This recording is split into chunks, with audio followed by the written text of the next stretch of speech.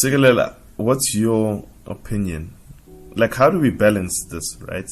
Because on the one hand, yes, you have your passions and you want to be on your TV. You don't want your life to be one-dimensional, as you're saying, but let's also bring it back home and be realistic. Yeah. Especially, again, I hate speaking for a lot of people, but the fact of the matter is, you gotta survive. And I don't want to speak about black tax, but there is black tax because that's just another episode in itself. Yeah. You have to. So let me speak for why I would take a bursary. Mm-hmm.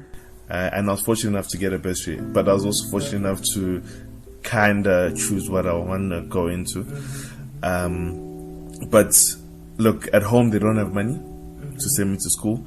And there's this bursary opportunity to go study engineering, which would give me a job prospect. And then I can actually bring back money. So in a way, I might rationalize to say, look, let me delay my dream for a bit, even if it's 10 years. I'm 18, 28, maybe 30. Then I can start to pursue what I wanted, because now I'm financially stable. I've built, there's many factors to it, it's very complex, So sometimes I'm very careful not to judge people that go the chartered accountancy route. Correct. Or go the engineering route, even though they don't love it, because, as you say, the odds are stacked against you. So, how do you balance that? Let me rather say that. Okay, cool. How do you not forget your dream and your purpose whilst taking care of home? Cool.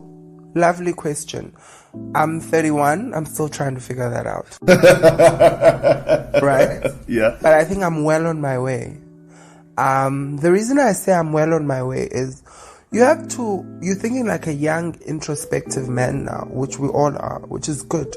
Because you have to balance your pros and your cons. What is my reality?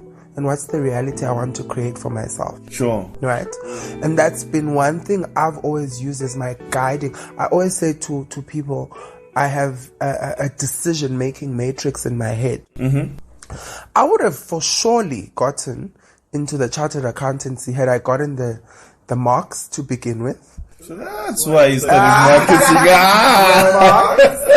God was just trying to redirect me. Sure, so if I had gotten the marks, the bursary, if I had gotten the way in, I probably would have done it.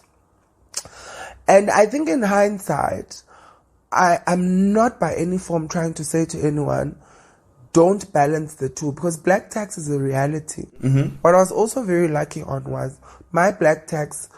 I was adamant that I wouldn't be a victim of it, because I said, this is how much I can give you guys, and it's for this period of time. But also my mom never expected it. One thing I was very lucky with was a parent who wanted me. I think what I also did for my mom quite quickly was I finished school quite early. So at 17 I was done with matric. Within 3 years, 4 years max, I was done with my diploma and I was starting to work, being absorbed into one of the biggest organizations at the time, which was SAP Miller. Mm-hmm. So for me, I knew I had to do things quite quickly and quite fast. So to balance the two is, look, sometimes your pros outweigh your cons.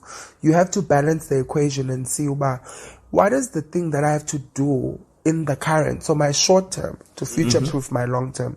If that means studying chartered accountancy to build your dream for the future, because the one thing about education, almost certainly I'll say to anybody listening, young or old, is it gives you the freedom to choose. Sure. So education gives you the freedom to be able to say, I'm at a point now where I've chosen a new direction for myself, which is still to be announced, and I'm keeping it to myself and I'm working on it, But through that education, through that hard work, through that grafting in my 20s, it's warranted me or given me the ability to choose. So if I were to say your pros and your cons are to choose education, you've got the marks, you can get in, you can do it. Don't fight the system. Get that education. Then turn that education into your dream at a later stage. There'll always be time. I honestly think there'll always be time.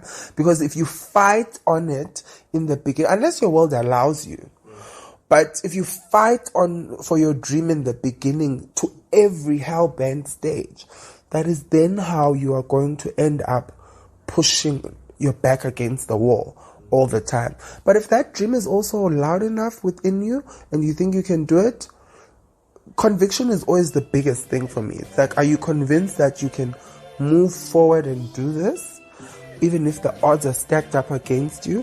Or can you use your building blocks to get to what you need to get to?